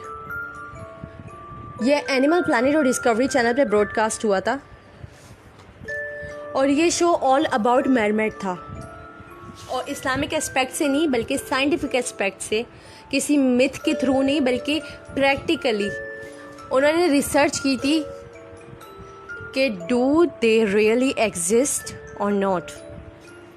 और उनकी रिसर्च के ही थ्रू उन्होंने सोलर रेडिएशन अंडर वाटर जाके ली थी और उस सोलर रेडिएशन में बनने वाली जो तस्वीर बनी थी वो कुछ इस तरह की थी जैसे ऐसे इंसान जिनके बाकायदा चेहरे इंसानों के थे लेकिन जिस्म मछलियों के थे।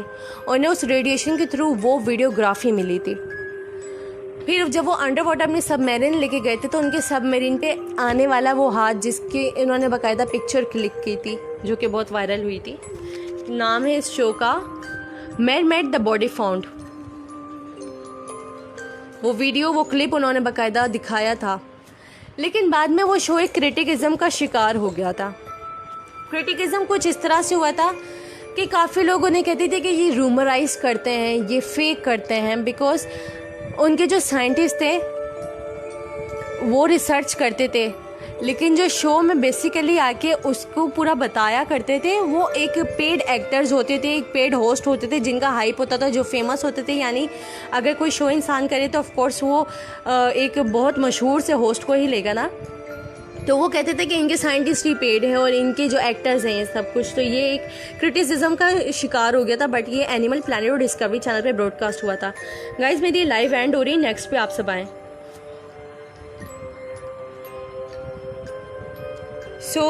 फेसबुक पे जो मुझे सुन रहे हैं इन सब से मैं अभी थोड़ी देर मुखातिब हो जाऊँ, बिकॉज इंस्टाग्राम पे मेरी लाइव जो है वो एंड हो गई 1 घंटा पूरा होने के बाद। मैं दूसरी लाइव वहाँ पे स्टार्ट कर रही हूँ, बट जब तक वो लाइव स्टार्ट हो रही है टिल देन आपसे बात कर लूँ। जी कैसे हैं आप सब? Faisal Ahmed Baloch, how are you? Yes ma'am, वही पिक्चर बहुत वायरल हुई थी। यस, आई थिंक आपने भी देखी है। मैम आप मुझसे नाराज़ है? नहीं, मैं आपसे नहीं नाराज़। इनोसेंट सिट, जी हाँ, इट इज़ रियल स्टोरी। सफ़ेद महल तो सवात में है और आई थिंक वादी नीलम भी वहीं पर ही है। I don't know about the accurate location, मैंने जो स्टोरी पढ़ी मैंने आपको वो बताई है। सो यहाँ पे मेरा इंस्टाग्राम पे सेकंड लाइव भी स्टार्ट हो गया है। Welcome back everyone, welcome back to my live show which is horror night with Fiza, जिसमें मैं फ़िज़ा कुछ हक़ाइक़ कहानियाँ आप तक पहुँचाती हूँ, आपको बताती हूँ। और आज का टॉपिक ऑफ कोर्स काफ़ी इंटरेस्टिंग है because after a long time मैंने वीकेंड स्पेशल किया है। वीकेंड स्पेशल में बेसिकली मैं थोड़ा एक्सटेंड कर देती हूँ शो को और थोड़ा बढ़ा देती हूँ बिकॉज टाइम डजेंट मैटर, बात आप तक पूरी पहुँचनी चाहिए। मेरा ये असूल नहीं है कि वक्त पूरा करो और भाग जाओ और अपलोड करो, ऐसा नहीं है। जब आपसे मैंने बात करनी है तो मेरी कोशिश अपनी ये होती है कि पूरी बात आप तक पहुँचाऊँ। मुझे बहुत अच्छा लगता है आप लोगों से मुखातिब होना, मुझे बहुत अच्छा लगता है आप लोगों को बताना। शायद ये मेरी नेचर है या फिर मैं एक टीचर रह चुकी हूँ तो एज अ टीचर मेरा बड़ा दिल करता है कि मैं हर पॉइंट को क्लियर करके आगे बढ़ूँ। सो तमाम लोग जिन्होंने मेरी सेकंड इंस्टाग्राम लाइव को ज्वाइन कर लिया है, इंस्टा लाइव को, वेलकम बैक एवरीवन। फैसल कहते हैं I am fine and tip top.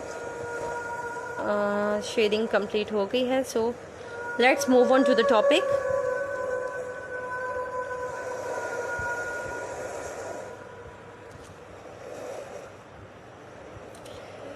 सो चलो जल्दी से आपकी हाज़िरी लगा लूँ, जल्दी जल्दी से कमेंट करो प्रेजेंट के, ठीक है। हाज़िरी लगा लूँ, हाज़िरी Pak tiger, Abdul Rafay, Shafaq Syed, Hammad, Laiba Baloch 6 7, Abdul Rafay, Rana Yasir, Shafaq Syed, Abdul Rafi, Faisal Ahmed Baloch, innocent Sid, Mustafa,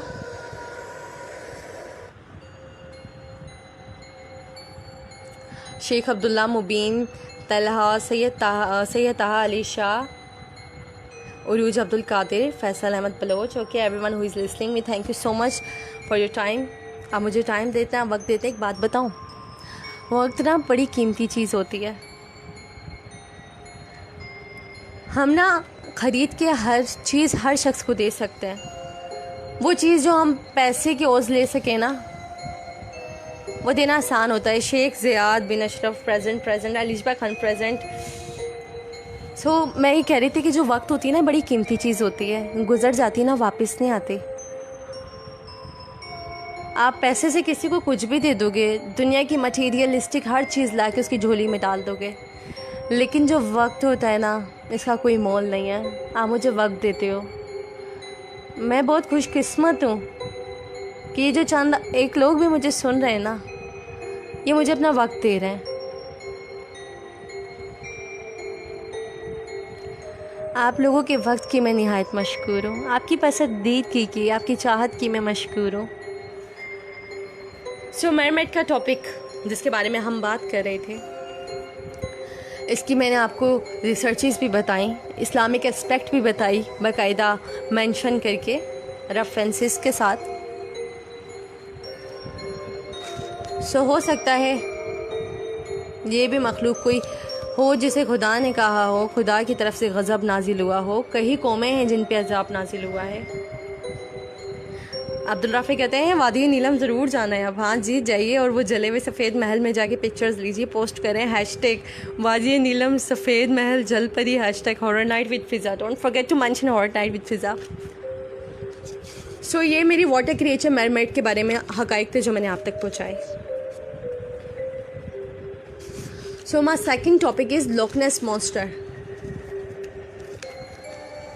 काफ़ी लोग होंगे जिन्हें लॉकनेस मॉन्स्टर के बारे में पता होगा, काफ़ी लोगों को नहीं पता होगा। एक काम करो, सबसे पहले तो इसको मेरे लाइफ को ना अपने फ्रेंड्स तक शेयर कर दो ताकि मज़ीद लोग इंगेज हो जाएं, ताकि मैं इस टॉपिक को और आगे बढ़ाऊँ। वरना फिर मज़ा नहीं आता ना, in the topic in the centre आप लोग के फ्रेंड्स आते हैं और फिर उनको बात समझ नहीं आती। Thank you so much Faisal Ahmed, आप पूरा हफ्ता वेट करते हैं। आपकी पसंदीदगी का, आपके इंतज़ार का निहायत शुक्रिया। तो यार जल्दी से एक काम करो, तुम लोग जल्दी से स्ट्रीम को, इस लाइव को शेयर कर लो अपने फ्रेंड्स तक। फिर मैं लॉकनेस मॉन्स्टर के बारे में बताती हूँ, फिर उसके बाद एक आध हॉरर स्टोरी करके मैं एंड करूँगी।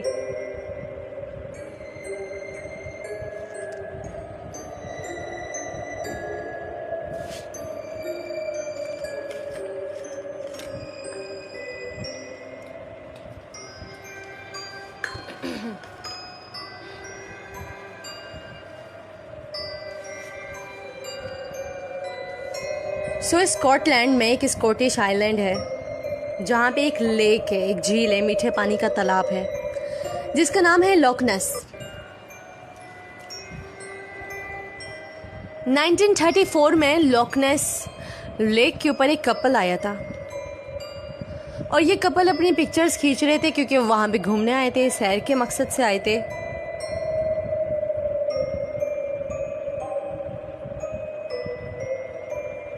जलपरा। जो ये है, ये जो कपल था जो स्कॉटलैंड में, स्कॉटिश आइलैंड में लॉक नेस लेक पे घूमने आया था, ये अपनी पिक्चर ले रहे थे तो उन्होंने फील किया कि हमारे पिक्चर से एक अजीब सी क्रिएचर गुजरी है। क्रिएचर कुछ ऐसी थी जैसे एक पुराने ज़माने में डायनासोर की टाइप पाई जाती थी, जिनकी एक लंबी सी गर्दन होती थी, छोटा सा मुंह होता था, बड़ा सा वजूद होता था। इस तरह की दिखने वाली क्रिएचर जो कि उस कपल के कैमरा में रिकॉर्ड हुई।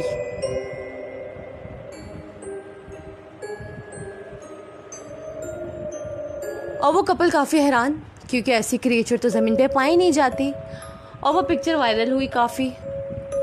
इवन ये कि स्कॉटलैंड के न्यूज़पेपर्स तक में उसका जिक्र आया। 1934 के लॉक नेस के बारे में अगर आप रिसर्च करोगे ना, you only have to write Loch Ness monster on the Google and you will get all the news about it, जो उस टाइम पे 1934 के न्यूज़पेपर में आई और इन सारी चीज़ों में आई।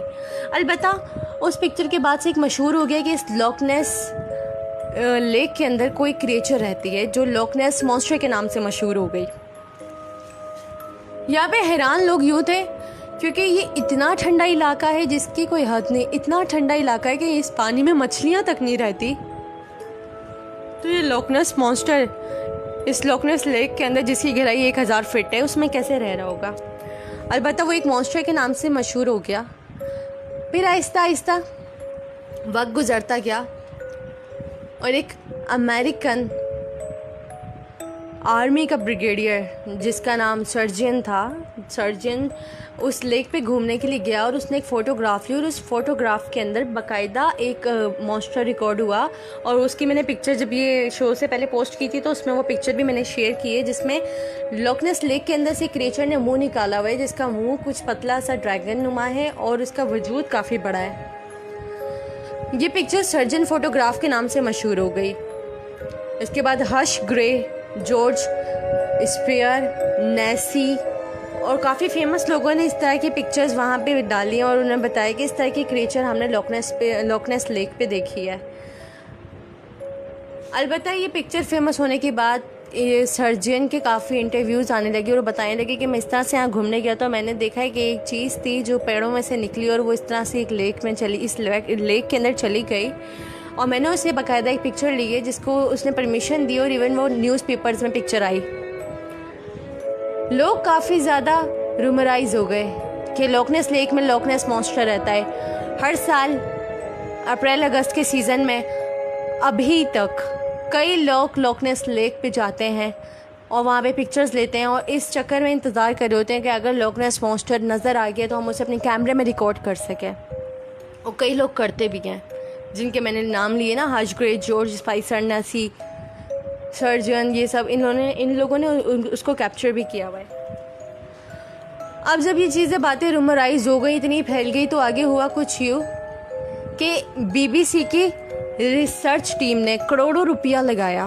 BBC चैनल है ना जो, उसकी रिसर्च टीम ने करोड़ों रुपये लगाए और 1954 का टाइम था ये, जब इन्होंने काफ़ी पैसा लगाया और लॉक नेस को पूरा स्कैन कर दिया और उन्हें लॉक नेस मॉन्स्टर की कोई वो उस टाइम तो कोई भी शक व शुबहात नहीं मिली, लेकिन काफ़ी रिसर्चर उनके ऐसे थे जिन्होंने रैंडमली सोनर रीडिंग लेना शुरू की। सोनर रीडिंग के बारे में मैं आपको बता दूं, सोनर रीडिंग में, जिसमें मरमेड के बारे में भी मैंने बताया था कि सोनर रीडिंग में इस तरह के वजूद आए हैं। सोनर रीडिंग एक तरीका होता है, पानी की काफ़ी गहराई में जाके इंसान देख नहीं पाता है और वो क्रिएचर को अपनी आंखों से देख या रिकॉर्ड नहीं कर पाता है, वहाँ पे सबमरीन्स के थ्रू जाया जाता है क्योंकि प्रेशर बहुत ज़्यादा होता है। तो पानी का प्रेशर मज़ीद बढ़ा के सोनर रीडिंग ली जाती है। जो सोनर सेंसर्स होते हैं वो बाकायदा एक इमेज बनाते हैं प्रेशर के थ्रू कि हमारा प्रेशर ऐसे पड़ रहा है, तो जहाँ जहाँ प्रेशर पड़ रहा है वहाँ की सरफेस ऐसी है और वहाँ पे एक इस तरह की शक्ल की चीज़ मौजूद है। तो इस तरह एक सोनर रीडिंग ली दिसंबर 94 में एक फ़िशिंग बोट राइवल 3 ने, जो कि BBC की टीम में ही थी। इन लोगों ने इस रीडिंग में बाकायदा देखा कि एक देवहिकल सा वजूद जिसका छोटा सर और छोटा मुंह और वैसा ही वजूद जैसा लोक नेस मॉन्स्टर का बताया जाता है, वो उनकी रीडिंग में 15 सेकंड के लिए रिकॉर्ड हुआ और उसके बाद वो गायब हो गया।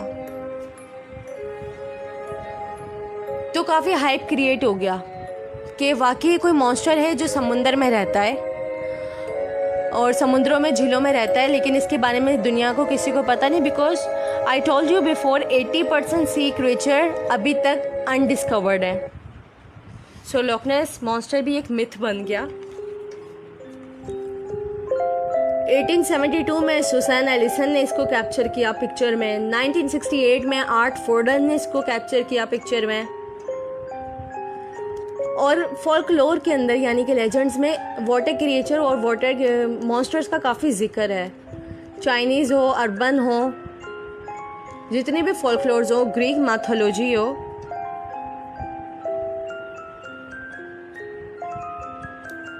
इनमें इस तरह की वाटर क्रिएचर का काफ़ी जिक्र है। इसके बाद हुआ कुछ यूँ कि जैसे लोक नेस मॉन्स्टर, क्योंकि लोक नेस लेक पे नजर आए थे इसलिए वो लोक नेस मॉन्स्टर के नाम से मशहूर हुआ। इसी तरह अमेरिका के इलाके में भी फोल्कलोर में एक क्रिएचर है जिसका वजूद सेम इसी तरह लोक नेस मॉन्स्टर की तरह बताया जाता है। उसको चैम्प कहते हैं। कैनेडियन फोल्कलोर में भी इस तरह के वाटर क्रिएचर का जिक्र है जिसे ओगो पोगो यानी ओगी कहते हैं, और उसका भी इसी तरह का क्रिएचर का वजूद बताया जाता है। सो द पॉइंट इज़ कि ये क्रिएचर एक नहीं बहुत सारी है, बिकॉज काफ़ी सारे एरियाज़ के लेक में इनकी तस्दीक की गई है। अब मैं अपना पर्सनल आपको एक एक्सपीरियंस बता रही हूँ, एक पर्सनल ओपिनियन दे रही हूँ जो मेरी पर्सनल ओपिनियन है।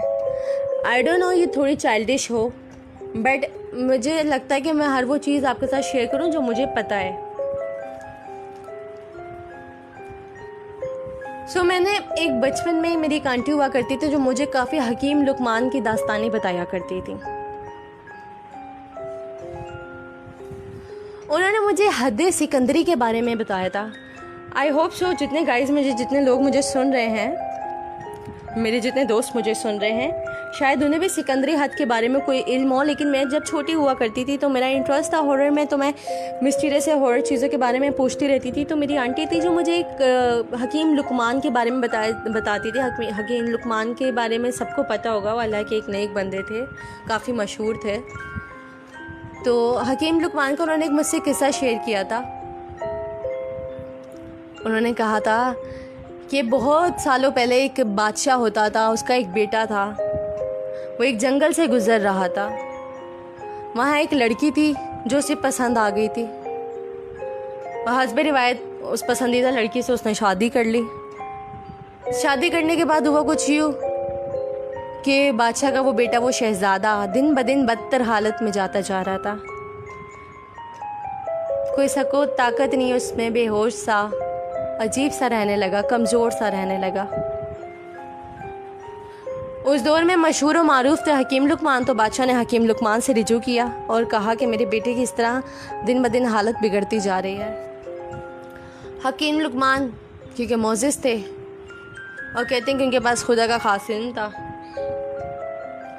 तो हकीम लुकमान ने जो है उनके घर के एक दौरे में ही बता दिया कि तुम्हारे बेटे ने जंगल से जिस लड़की को ला के शादी की है वो कोई लड़की इंसान नहीं बल्कि एक चुड़ैल है, वो एक मखलूक है जो हम में से नहीं है। बादशाह का बेटा इस बात को मानने के लिए तैयार नहीं था। वो कहता था मुझे बेहद मोहब्बत है अपनी बीवी से, मैं आपकी बात पे यकीन नहीं करूँगा। हकीम लुकमान बादशाह की बहू से मुखातिब हुए और उसे कहने लगे मैं जान गई हूँ कि तुम क्या हो। उन्होंने उसे अपने पास हाजिर करके उससे बात की। उसे कहा तुम एक चुड़ैल हो, लेकिन तुमने इस शख्स से शादी की है, तुम्हारा तो इस मखलूक से कोई ताल्लुक़ ही नहीं है। वो कहने लगी कि अब मेरे दिल में बस गया है, अब मैं इसे छोड़ नहीं सकती, अब ये मेरा है, मैं इसके निकाह में हूँ। और हम जिन ज़ादियाँ जब किसी के निकाह में आती हैं उसे मर के भी नहीं छोड़ती। तो यही हुआ। हकीम लुकमान कहने लगे उसकी हालत देखो, तुम उसका खून पीती हो, मुझे मालूम है। वो कहती है कि मैं उसका खून पीती भी हूँ ना, तो मैं उसका बेहद ख्याल रखती हूँ, मैं उसे कभी मरने नहीं दूँगी। हकीम लुकमान ने उस चुड़ैल को काफ़ी समझाया कि तुम्हारा इंसान से कोई मेल नहीं है। उसने नहीं माना। बादशाह से हकीम लुकमान ने कहा कि ये तुम्हारे बेटे को इस तरह नहीं छोड़ेगी। अगर वो नहीं यकीन करता तुम अपने बेटे से कहना कि रात को असल में तुम ऐसा करो कि तमाम कुओं को बंद करवा दो, अपने घर में पानी की तमाम सुराहियाँ और मटके उल्टे करवा दो और एक बूंद पानी ना हो, और अपने बेटे से कहना कि अपनी बीवी से पानी मांगे। ऐसा ही हुआ। बादशाह के कहने पर शहजादे ने अपनी बीवी से रात में कहा, मुझे बेहद प्यास लगी है, मेरा हलक खुश्क हो रहा है, मुझे पानी पिला दो। उसकी मोहब्बत की ताब ना लाते हुए वो अपने असली रूप में आई। उसका हाथ निहायत लंबा होता चला गया और दूसरे गांव के कुएं से उसने अपने हाथ से पानी निकाला और अपने शौहर को पिलाया। जब इस चीज़ का इल्म हुआ शहजादे को, उसने अपने बाप से कहा, अपने अबू से कहा कि आप बिल्कुल ठीक कह रहे थे, लेकिन मैं इसे नहीं छोड़ सकता, मैं इसे बेहद मोहब्बत करता हूँ। और उसे समझाया कि नहीं, ऐसा मुमकिन नहीं है। लिहाजा हकीम लुकमान ने एक प्लान बनाया, एक पूरी स्ट्रेटजी बनाई, जिसके तहत उन तीन को कहा कि आप दरिया पे आइएगा सैर के घर से, और शहजादे से कहेगा कि अपनी अंगूठी को पानी में फेंक दे, और अपनी बीवी से कहे कि मेरी पसंदीदा अंगूठी थी, उसे तुम लेकर आओ। और यही हुआ कि वो सैर के घर से आए, अंगूठी शहजादे ने पानी में फेंकी, उसकी बीवी सांप बनी और पानी के अंदर अंगूठी ढूंढने चली गई। और इतने में हकीम लुकमान को उन्होंने बुलाया। हकीम लुकमान ने कुछ पढ़ा, कुछ इल्म किया, कुछ अमल किए और उसे पानी में कैद कर दिया। और कहते हैं कि वो हद सिकंदरी अभी तक पानी में मौजूद है। ये एक मिथ थी या फिर एक रियल स्टोरी थी जिसका कोई रेफरेंस नहीं है, मुझे मेरी आंटी ने बताई थी, बट मैंने आपके साथ इसलिए शेयर कर दी बिकॉज लॉक नेस मॉन्स्टर का भी कुछ इसी तरह का ही सिनेरियो है कि ये भी पानी में रहता है, निकल नहीं सकता। और आई डोंट नो, क्या पता ये कोई और इसी तरह का क्रिएचर हो जिसे कैद कर दिया हो पानी में, जब भी इसमें सहर भी है। सो आज के मेरे जो टॉपिक थे मेरमेड के और लॉक नेस मॉन्स्टर के, वो मैंने आप तक पहुंचा दिए। और 3:18 हो रहे हैं, तो वो तमाम लोग जिन्होंने मुझे अभी ज्वाइन किया है और आज के वो इतने ज़्यादा इंटरेस्टिंग टॉपिक, सफ़ेद महल, वादिये नीलम, दरियाए नीलम, वो जल परी, वो कहानी नहीं सुन सके, या मेरमेड के जो हकाइक मैंने आप लोगों तक पहुँचाए थे वो अभी तक नहीं सुन सके, जो लोग भी, उन लोगों को एक बात बता दूं कि ये शो करने के बाद मैं इसको यूट्यूब पे अपलोड करती हूँ। मेरा यूट्यूब चैनल है which is horror night with Fiza, HORROR horror NIGHTS nights WITH with FIZZ Fiza. आपने उसे सर्च करना है, सब्सक्राइब करना है, और इन तमाम शोज़ को जो मैं अपलोड करती हूँ आप शेयर करें अपने फ्रेंड्स एंड फैमिली के साथ, क्योंकि मैं अपनी फेसबुक स्ट्रीम करना चाहती हूँ। सो मैं अपने 1 के सब्सक्राइबर तक नहीं कर सकती, सो मैं फेसबुक फैमिली को बढ़ा रही हूँ, अपनी यूट्यूब फैमिली को बढ़ा रही हूँ।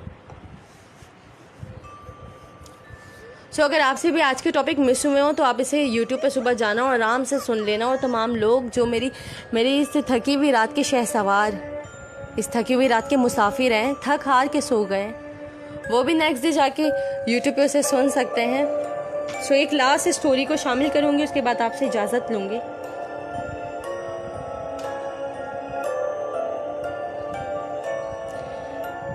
पहले कमेंट्स को भी शामिल कर लूँ। मेरे ख्याल में यहाँ पे मुझे महविश सरफराज जो हैं लाइव पे ज्वाइन करना चाह रही हैं। Let's see what she says.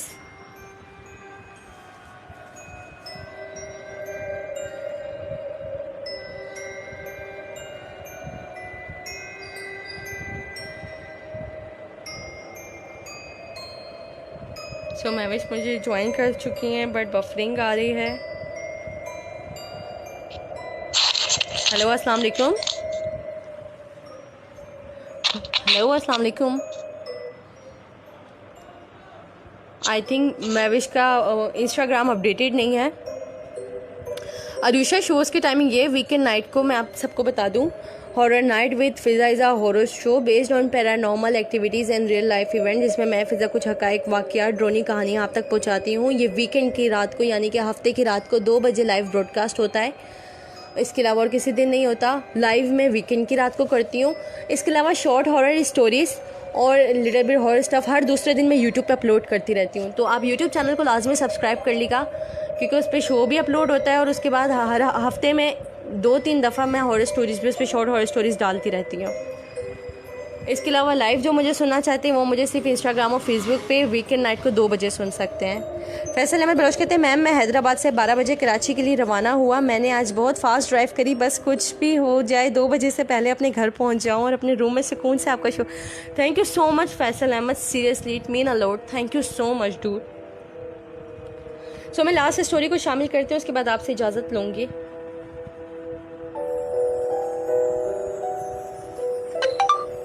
मेरे लिसनर सज्जाद ईमेल करके वाकया मुझे शेयर करते हैं जो मैं आप तक पहुंचा रही हूँ। वो कहते हैं कि ये वाकया मेरी अम्मी के साथ पेश आया जो मैं मनोवन आपको बताने जा रहा हूँ। मेरा छोटा भाई शदीद बीमार था। बहावलपुर में सब अच्छे डॉक्टर्स को दिखा चुके थे लेकिन आराम नहीं आ रहा था।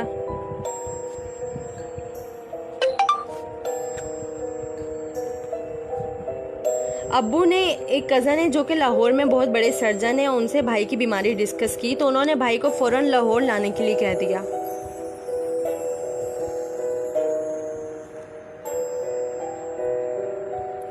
लाहौर चूँकि मेरा ननियाल भी है तो रिहाइश और दीगर सहूलियात की तो कोई टेंशन नहीं है।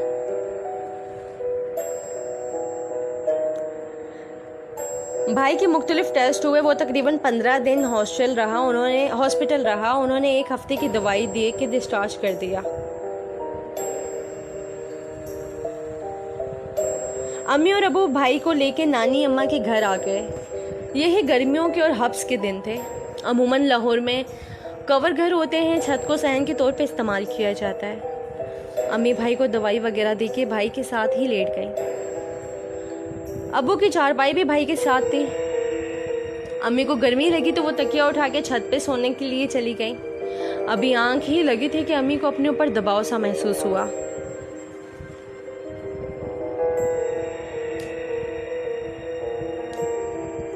अम्मी सांस लेना चाह रही थी लेकिन वो ले नहीं पा रही थी। जैसे स्लीप पैरालिसिस की कंडीशन हो जाती है, इस तरह की वो कंडीशन में चली गई। अजीब सा वजन था उन पे। अंधेरे में कुछ नजर नहीं आ रहा था। मेरी अम्मी ने फुल जोर लगाया, अल्लाह का कलाम पढ़ा और उस भलाक को धक्का दे दिया जो भी उन पे सवार थी। तकिया उठा के तेजी से नीचे चली गई। अब्बू ने पूछा क्या हुआ, इतनी जल्दी आ गई नीचे? खौफ से अम्मी की इतनी बुरी हालत थी कि वो कुछ बोल ही नहीं पा रही थी। अम्मी नींद ना आने का बहाना करके नीचे ही लेट गई।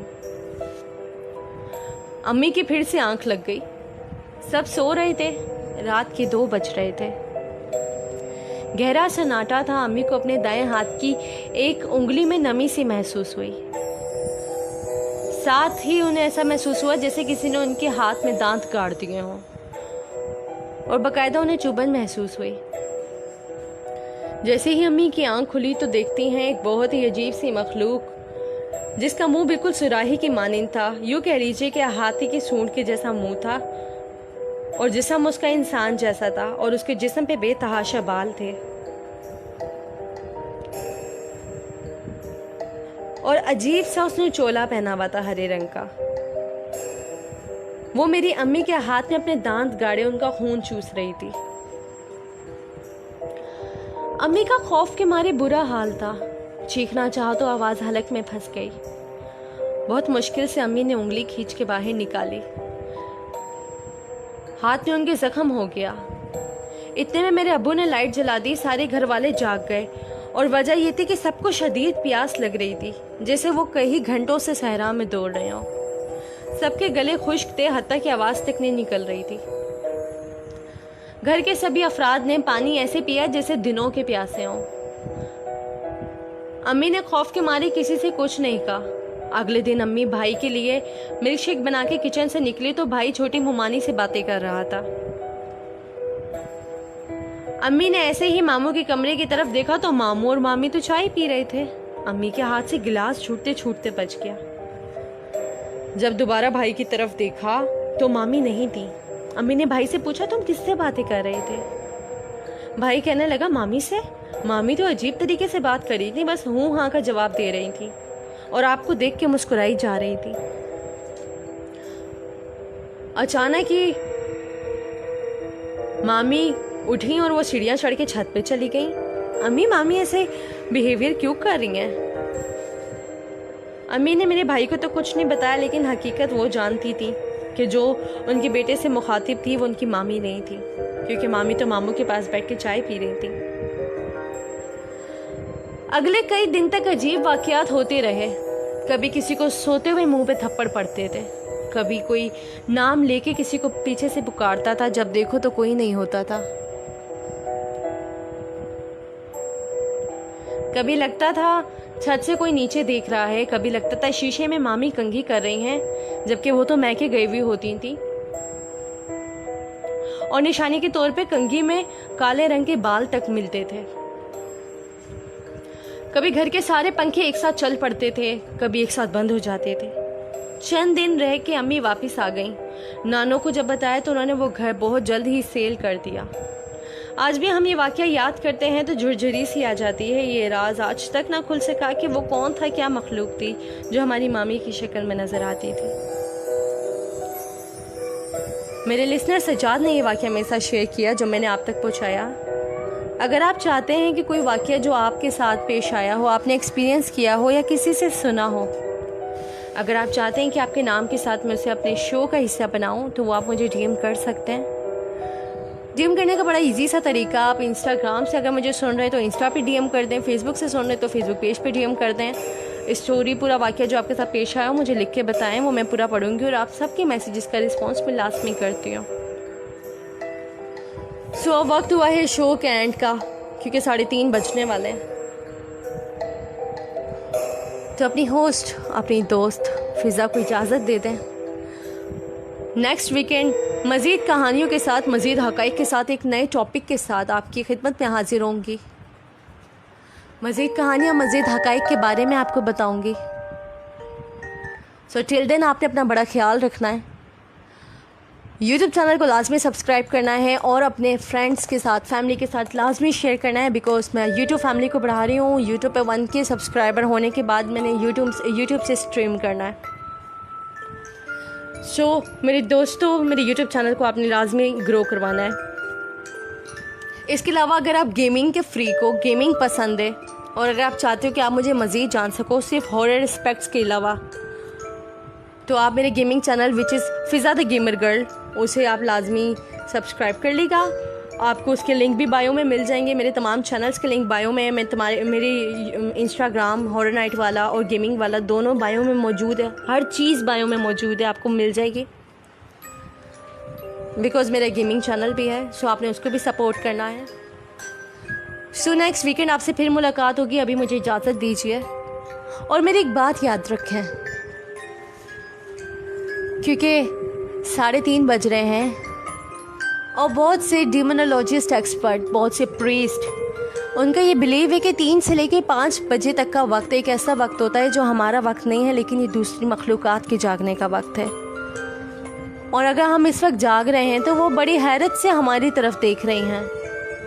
बेशक वो मौजूद हैं। सूरह जिन में बार बार कुरान कहता है कि इन जिनों इंस को मुखातिब करके उनके होने का वजूद की गवाही कुरान में मौजूद है। सो अगर इस वक्त आप मुझे सुन रहे हैं और ये उनके जागने का वक्त है, तो हो सकता है वो बड़े ही गुमान से आपकी तरफ देख रही हो, सोच रही हूँ आया ये शख्स हमारी बातें लेके बैठा है, और आपको देख रही हूँ बिकॉज ये तो एक नेचुरल एस्पेक्ट है ना, जब 2 लोग तीसरे की बात कर रहे होते हैं। जैसे कि अगर महविश बिन सैयद से बात कर रही हैं आयशा मलिक के बारे में, तो आयशा भी पलट के देखेगी कि भाई मेरे बारे में क्या बात कर रहे हैं। तो अगर हम भी उनकी बात कर रहे हैं, वो पलट के देख रहे होंगे। तो अगर किचन के पास से कोई गुजरा है, डरना मत। हो सकता है आपके बेड के नीचे कई सालों से कोई मखलूक रहती हो जिसके होने का आपको इल्म ना हो, लेकिन वो आपके साथ रहना पसंद करती हो। जी हाँ, पर्दे के पीछे छुपा हुआ वो साया, फ्लैट की सीढ़ियों में बैठा हुआ वो बच्चा जो अक्सर रोता है और गायब हो जाता है, पार्किंग में गुजरती हुई वो बूढ़ी औरत जो बहुत पुरसरार सी है, अगर ऐसा कुछ है, अगर आपको भी स्लीप पैरालिसिस होते हैं तो डरना मत, क्योंकि आप तो अशरफुल मखलूक़ात हैं ना, अशरफुल मखलूक हैं। किचन के पास से हंसती हुई वो लड़की का साया, दरवाजे पे बेवजह होती हुई वो दस्तक, हो सकता है ये सब इशारे हों।